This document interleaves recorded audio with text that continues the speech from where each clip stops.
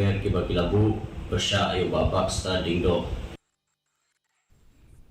Ka Shillong Press Club hinin kasngi kala jit ya Presiden Thymmai Jong ka uba Thymmai el siang shai. Ya kane ka jingjit nong yalam lapan long hadian khat sau snem.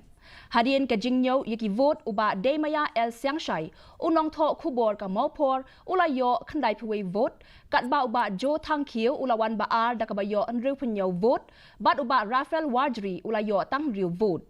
Uba Gershom hat unong tho khubor ka pet ngor ulayo shispa khat lai vote bala jet ya u kum treasurer jong ka club kat ba uba Martin Nongklau na ka bate CTV ulayo san po vote.